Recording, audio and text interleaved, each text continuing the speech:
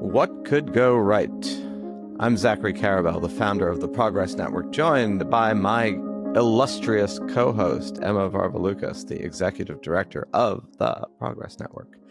And this is our weekly progress report where we look at news that you can use. Well, not really. We look at news that you would have missed. News that we all miss because news is bad news.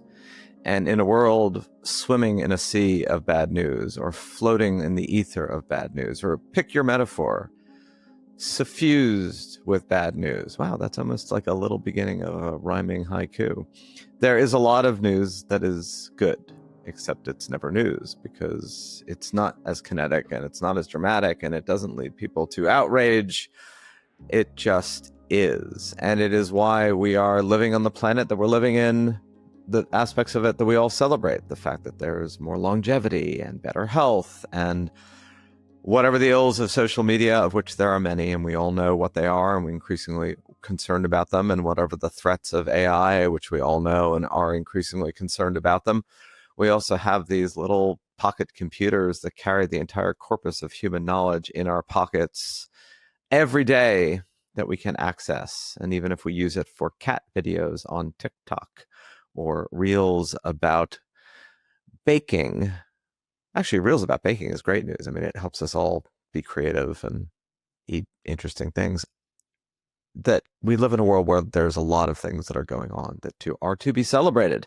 And so we try in this progress report, and we try at the Progress Network, and we try with What Could Go Right in the newsletter and all the things that we do to highlight those things in the belief that if you lose sight of all that is going well and all that incredible human beings are doing to make the future a better place, it's easy to fall into the pit of despair, the maw of anxiety, and the concatenation of crisis. And so, on that note, Emma Varvaloucas, what good news do you have for us this week?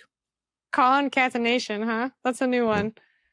That's a new one. Look it up in that little pocket computer you have. I will look it up in that little pocket computer. I also learned a new word the other day, which was prolix, which I hadn't heard before. That's good. Yeah.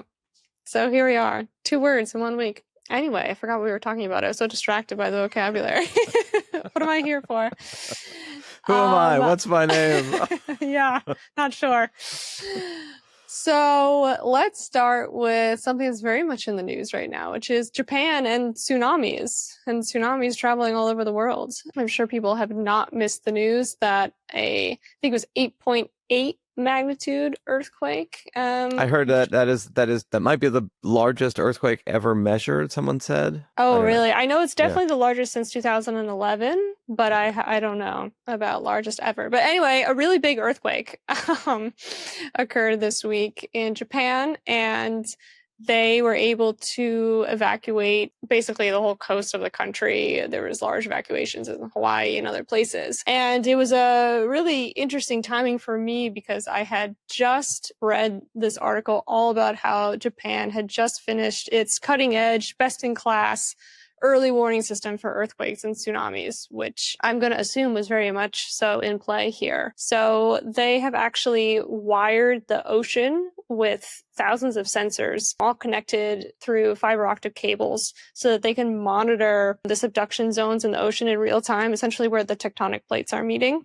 They have been able to monitor seismic activity on land for quite a while. Monitoring the ocean activity in real time is new. It's a project that they started, I think it was after 2011, that massive earthquake that struck and tsunami that caused a lot of devastation. They just finished completing the entire network in June. So like right in time for this massive earthquake. And they have now a 20-second warning for earthquakes, which doesn't sound like very long. And in the grand scheme of things, it's not very long, but it's a critical amount of time to say like, stop your trains and get people out of dangerous situations. And they now have a 20-minute warning for tsunamis. So I'm hoping that there are some news organizations out there that are going to delve more into how the early warning system and its completion played into what happened this week, but I haven't seen much of anything yet. And Japan, again, did this presumably after Fukushima and, well, I mean, after centuries of having to deal with earthquakes and tsunamis. Essentially started this post-millennium, like all of this tech is relatively new, but this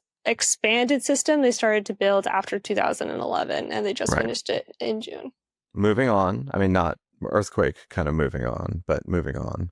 Moving on, let's talk about Ghana. I thought this was super interesting. I feel like people in kind of rich societies are very used to Amber Alerts and things blaring on their phones, very used to having an organized system with the police to look for missing persons, although, of course, it is nowhere near perfect.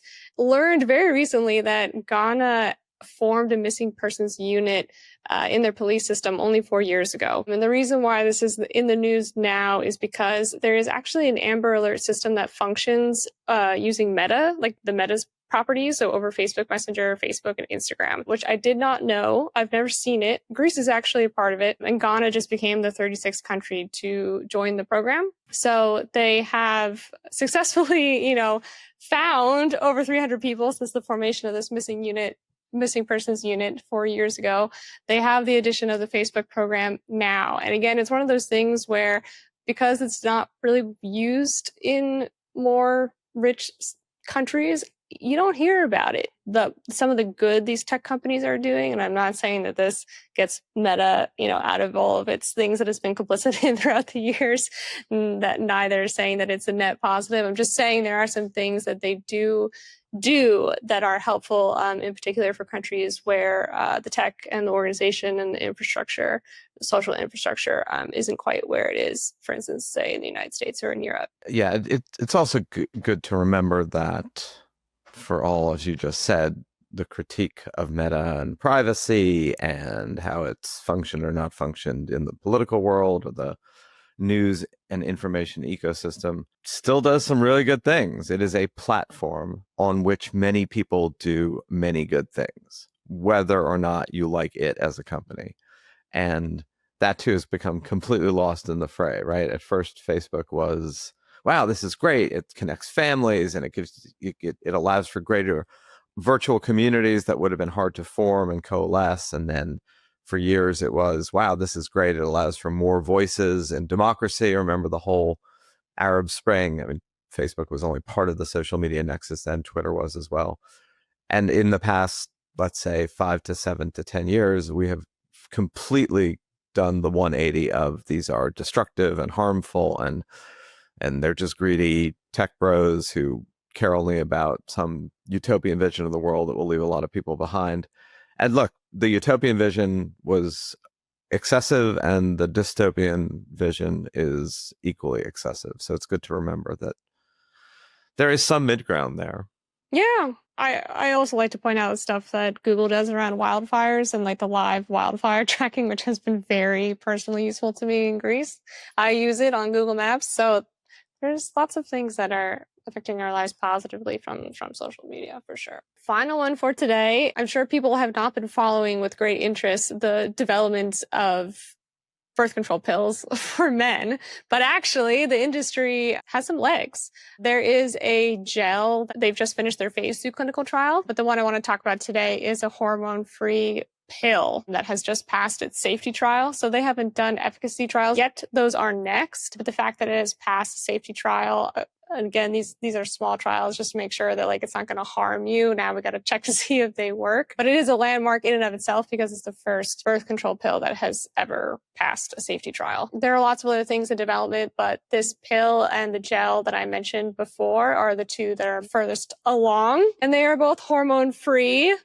Okay. Young men out there, they essentially temporarily stop sperm production, if anyone's curious how that works. How do we know it's temporary? Well, that's what they're doing the safety trial for. That's... There does seem to be interest, though. And I don't know, maybe these sure. are industry-led surveys or something like that. But in the article that I've read about it, there does seem to be a willingness. I would think especially so. from the younger generations. Yeah. There's absolutely no reason for there not to be. And that is definitely good news. We're recording this during the week when the Trump administration is reportedly destroying $10 million worth of contraception that was supposed to be distributed by USAID and is not. So the push and pull, no pun intended there, of these issues obviously continues. There's nothing that I can add to that. I will You're going to let that stand on its own. And on that note, we will be back with you next week. Please send us your own ideas, stories, things that you have noticed in the news that deserve to be underscored and highlighted, send it to hello@theprogressnetwork.org, and we will try to highlight it if we are able to, and if Emma thinks that it deserves highlighting, and where highlighting came from. But there you go. Hope you are enjoying a warm, restful summer week wherever this podcast finds you.